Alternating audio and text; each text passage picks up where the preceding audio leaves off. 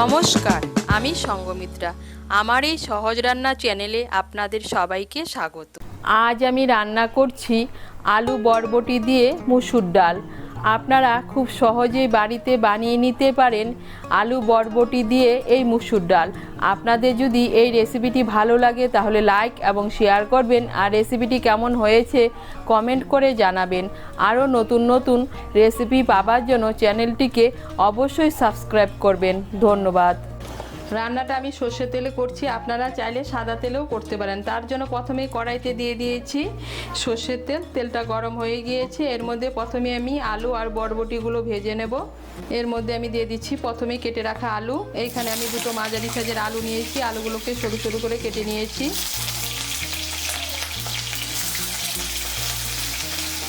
এর মধ্যে দিয়ে দিচ্ছি সামান্য একটু নুন আর সামান্য একটু হলুদের গুঁড়ো।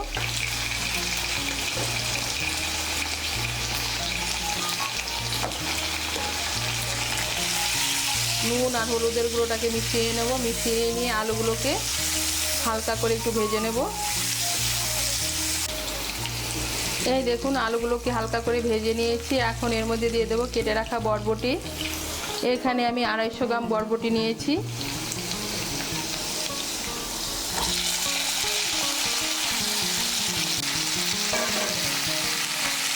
বরবটিগুলোকে তেলের সঙ্গে মিশিয়ে নেব। মিশিয়ে নিয়ে বরবটিগুলোকেও আলুর সঙ্গে একটু ভেজে নেব।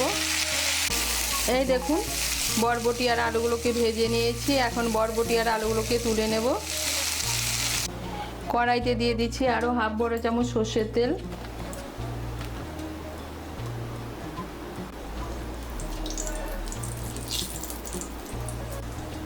এর মধ্যে দিয়ে দিচ্ছি একটা শুকনো লঙ্কা আর একটা তেজপাতা। দিয়ে দিচ্ছি হাফ চামচ পাঁচফোড়ন।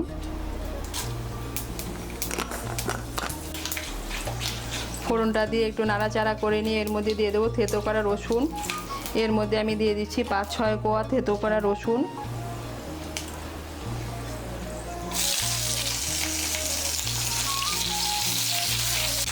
থেতো করা রসুনগুলোকে একটু ভেজে নেব।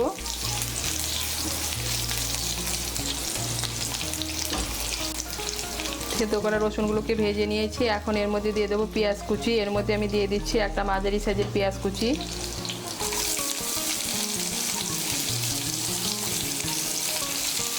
পেঁয়াজ কুচিটাকে তেলের সঙ্গে মিশিয়ে নেব। মিশিয়ে নিয়ে লাল করে ভেজে নেব। পেঁয়াজ কুচিটাকে লাল করে ভেজে নিয়েছি। এখন এর মধ্যে দিয়ে দেবো আদা বাটা। এর মধ্যে আমি দিয়ে দিচ্ছি 1 ছোট চামচ আদা বাটা।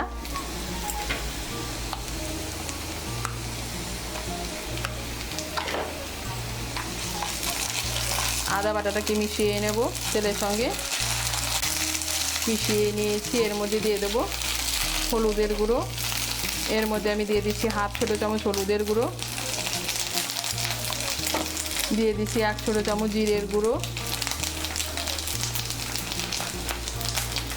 দিয়ে দিচ্ছি সামান্য একটু জল।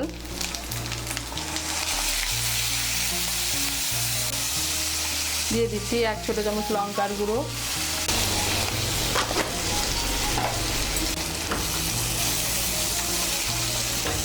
দিয়ে দিচ্ছি টমেটো কুচি।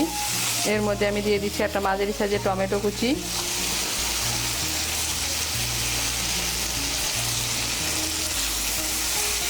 মিশিয়ে নেব। মিশিয়ে নিয়ে মশলাটাকে একটু কষিয়ে নেব। এই দেখুন মশলাটাকে একটু কষিয়ে নিয়েছি। এখন এর মধ্যে দিয়ে দেব মুসুর ডাল।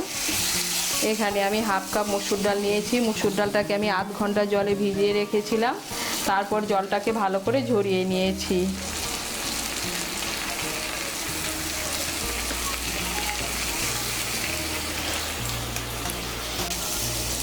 মুসুর ডালটাকে মিশিয়ে নেব। মিশিয়ে নিয়ে একটু মশলার সঙ্গে কষিয়ে নেব। এই দেখুন মুসুর ডালটাকে মশলার সঙ্গে ভালো করে কষিয়ে নিয়েছি। এখন এর মধ্যে দিয়ে দেবো ভেজে রাখা আলু আর বরবটি।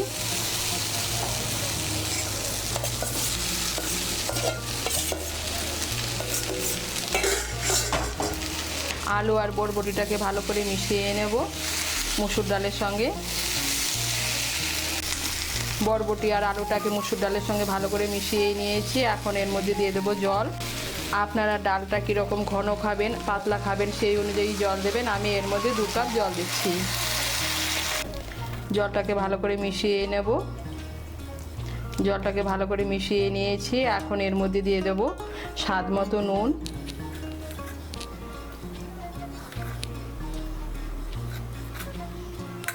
দিয়ে দেব চিড়ে রাখা কাঁচা লঙ্কা,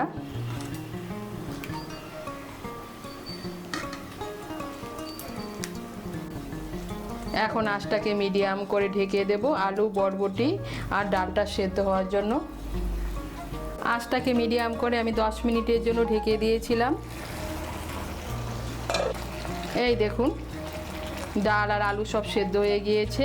এখন আমি এর মধ্যে দিয়ে দেব সামান্য একটু চিনি। চিনিটা অপশনাল, আপনারা যদি পছন্দ না করে না দিলেও চলবে।